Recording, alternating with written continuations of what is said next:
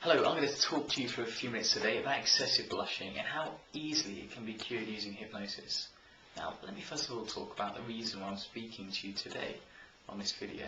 Now, I've actually had a client come to see me quite recently with the worst excessive blushing I've ever seen.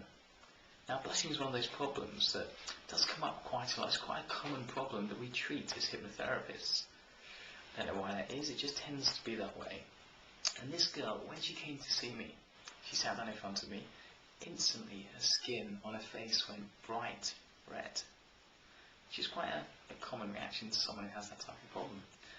But then the colour went down into her neck. Her neck went bright red. And the tops of her shoulders went bright red as well. And then at the top of her chest went bright red too. Then after a few minutes, the entire redness went all blotchy, so she had patches of red, patches of white all over her face and her chest. Now this is quite an extreme reaction of blushing. Now even this girl, after 2 or 3 sessions, her blushing was practically completely gone. And even if she did blush, it wasn't a problem in her life anymore. And this really does show you the power of hypnosis and how easily these problems can be treated.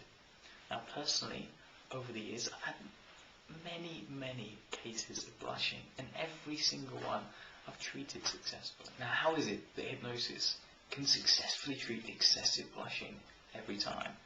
Now, there's really 2 different ways to treat excessive blushing using hypnosis, and then I'll be the first way is to treat it as a pattern. So, to blush, someone has to expect to blush, someone has to speak about it in a certain way in their mind, think about it in a certain way, and then imagine that they will blush, or think about how bad it would be if they did blush. Now every time someone does this, they compound those feelings, those thoughts, and they expect it to happen. Now they've created that pattern, and every single time they recreate it almost exactly the same, therefore every single time they blush. Now that pattern is something that can be easily changed. Give someone a new way to look at things, a new perception, reframe it in a certain way, so that after someone's practiced that for a week, a couple of weeks, blushing is simply no longer a problem in their life. Now the other way to treat it is to really address the issue of why someone did blush, why someone blushes in the first place. Now if you imagine when we're very young, something happens. We feel a very strong emotion, we don't really know how to deal with it, and a redness comes out on our face. Now usually that emotion will be then taken by us to mean something negative about ourselves. We'll create a belief that means something bad about who we are as a person. Therefore, that fear develops, not of blushing, but of the emotion, which means something bad about us. Now, the second way to treat it is really to address that emotion and that belief. Because most emotions, most beliefs that people really bring into themselves, people really have about themselves when we're much younger, really aren't true, really don't mean what we think they mean. But as we grow up, we're not even aware of those things anymore. By using hypnosis, we can pinpoint the reasons why someone feels that way, let go of that emotion, then the belief dissipates completely. And then the emotion which causes someone to blush, the belief behind it is no longer there. So they simply immediately stop blushing. And the good thing about that is naturally their self-confidence goes up, naturally their self-esteem goes up, because usually the emotion means something negative about the person.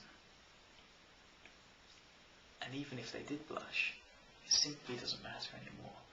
They blush the same as anyone else would in any normal situation, because they didn't perceive it as a negative thing. Let me ask you, how would it be if you didn't perceive blushing as a negative thing in your life?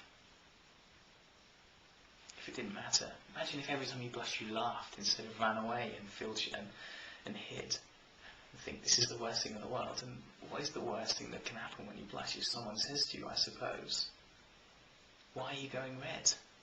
That's the one thing that people hate to be told, don't they? But imagine if it didn't matter to you. Imagine if it really made no difference to you whatsoever. If you were comfortable with it. The fact is, if you felt that way, you simply wouldn't blush. Now, by the fact that you're listening to me now, listening to the words I'm speaking in this moment, I'm sure as you look at the patterns that you've been following in your life, I'm sure you can probably find a way to really help yourself in the way that's best for you.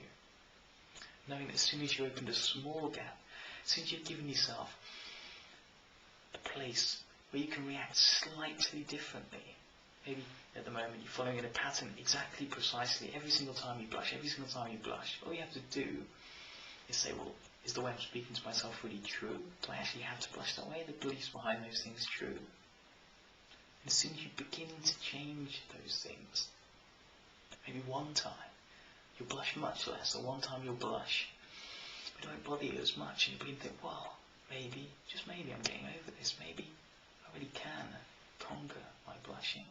As soon as you've opened up that small gap, you'll find naturally your mind will follow the best pattern for you in your life. Or you can go and see a great hypnotist who I'm sure can help you easily with this problem. Thank you. I hope this helps. Please leave a comment.